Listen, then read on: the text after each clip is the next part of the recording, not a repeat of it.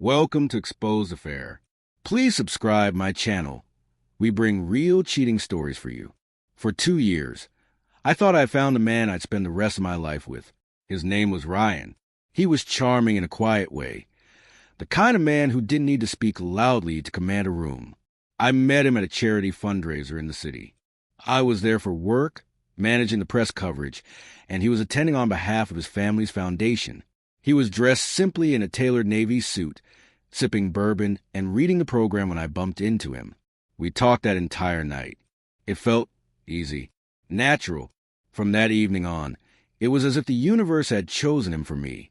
He made me laugh, sent me flowers on random Tuesdays, remembered every little detail I shared with him, from my childhood phobia of frogs to my love for rainy afternoons and old bookstores.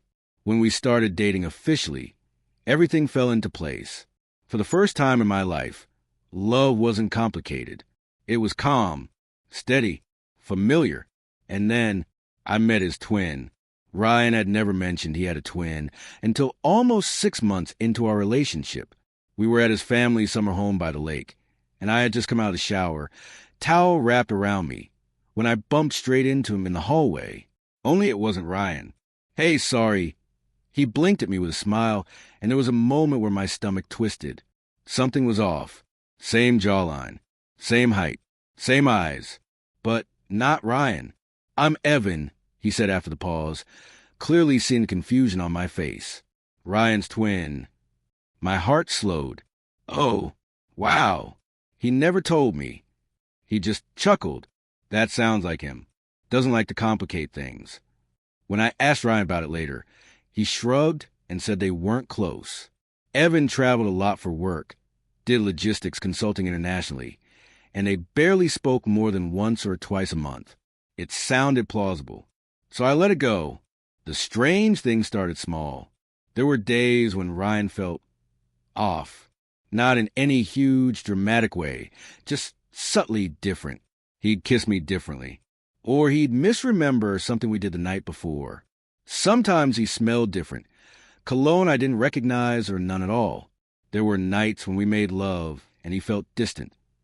Colder, rougher. Other times, he was softer than I'd ever seen him. I chalked it up to stress, to work, to the natural rhythm of any long-term relationship. No one is perfectly consistent, right? But one night, we were cuddling, and I touched a tiny scar above his right hip, a mark I remembered tracing with my fingers dozens of times before. Except this time, there was nothing there. I pulled back. "Where's your scar?" He blinked at me. "What scar?" My heart dropped. "You have a scar. From the time you slipped at the marina. You told me about it." His face was blank. Then he smiled. "Babe, I've never had a scar there. Maybe you're confusing me with someone else." I laughed it off, but something deep in my chest began to churn.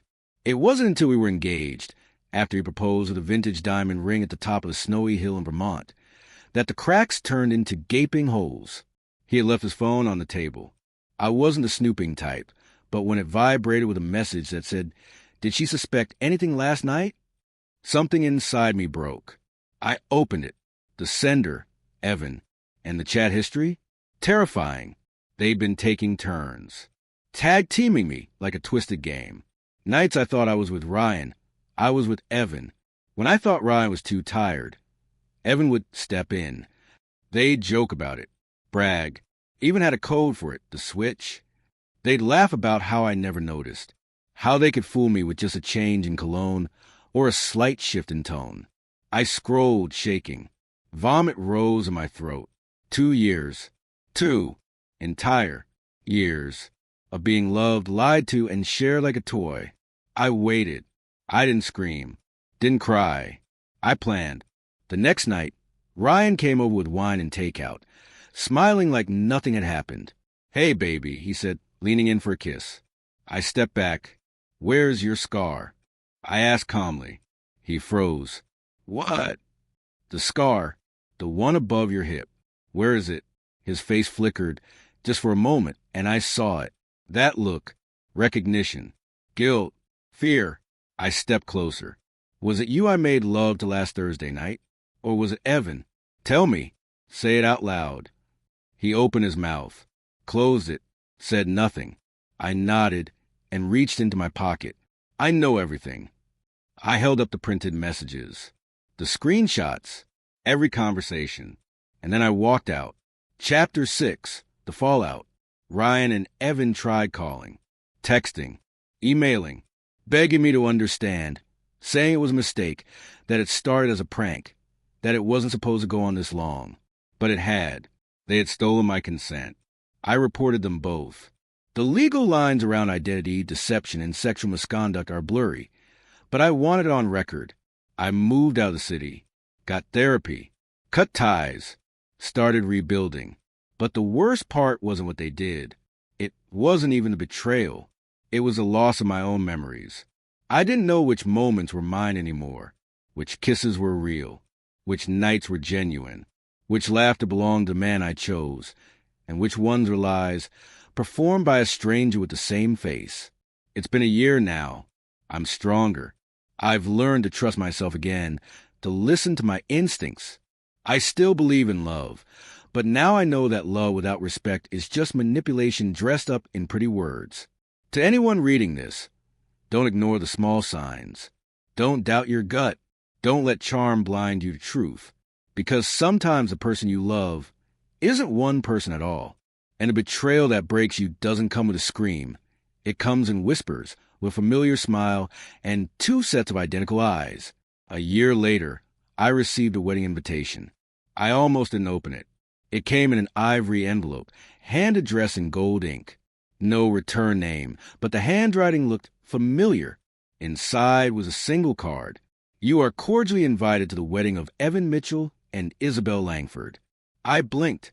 Isabel was my old co-worker, someone I'd once considered friend. We'd lost touch a while ago. I remember her flirting with Ryan at a New Year's party, but I thought nothing of it. The date? Just 3 weeks away. The location? The same lake house where I first met Evan. The same house where the switch began. My hands trembled, not with heartbreak, but with something colder, sharper. Justice had its own strange ways. I flipped the invitation over and found a handwritten note. Ryan won't be attending. But don't worry. Evan says you won't even notice the difference. Isabel, I stared at it for a long time.